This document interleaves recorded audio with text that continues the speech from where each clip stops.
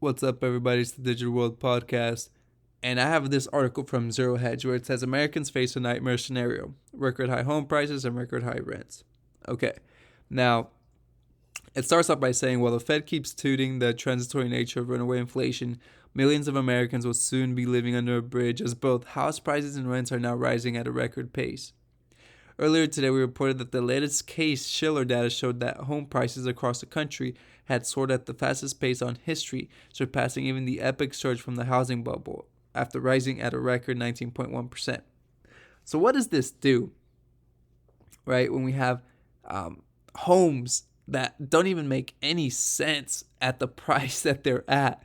You can find this home that's half trash selling for $1 million in the city or in some suburban areas, and it just doesn't make any sense. How can anyone afford that, especially with the way salaries are today? You really have to be either working in the tech industry, making a lot of money as a developer, or be in the healthcare field, or be running your own business, etc. And the normal everyday person, which probably accounts for the majority of society, they just can't really own or afford to buy these houses. And so the people that have them either have a really high paying job or they've owned the home for a while. And this is putting a lot of strain on people who have to work more for less.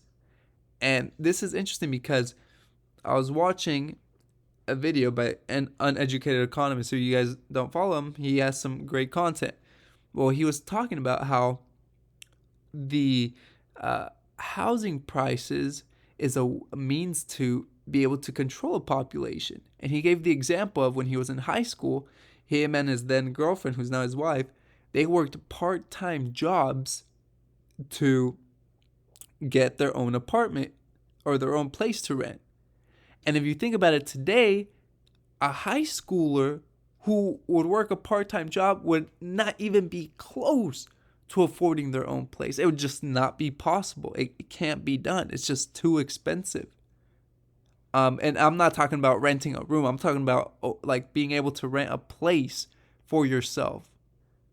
They're just, and so it becomes almost like not disturbance, but it becomes more of people are incentivized just to be, not even grow a family in a sense, because they can't really afford to get a house to support a family. And it was a very interesting perspective because it almost becomes a burden to have to account for more people. So you, in a sense, are just wanting to be on your own, because it's already hard enough to take care of yourself. Now, I thought that was an interesting perspective.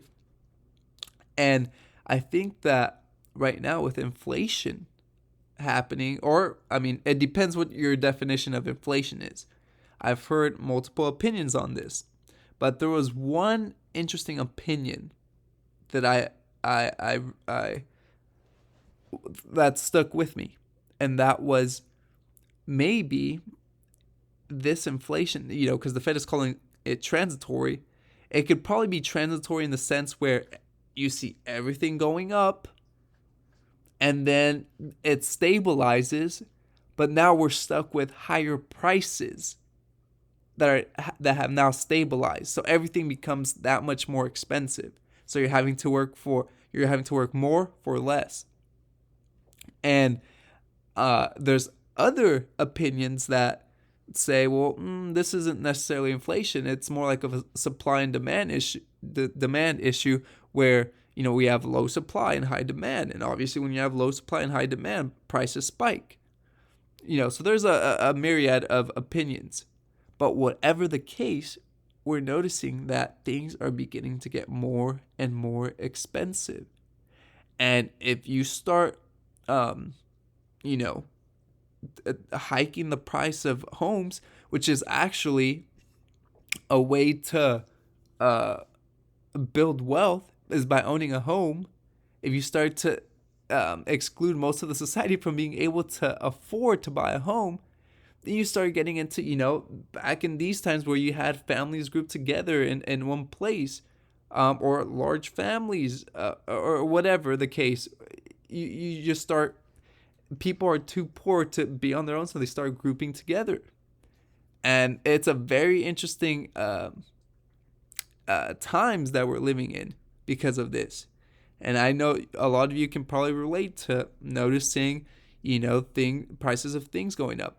And I think that it's very probable that we're gonna see this inflation, quote unquote, on everything that we consume and we buy, and that these prices will probably stabilize at a higher price, and people are gonna bear the consequences of what the Fed is doing and the government is doing by printing a lot of this money. So I hope this episode has brought you some value. Like and subscribe, comment below. What are your thoughts? As always, I like hearing from you. This is the Digital World Podcast, and I'll see you in the next episode.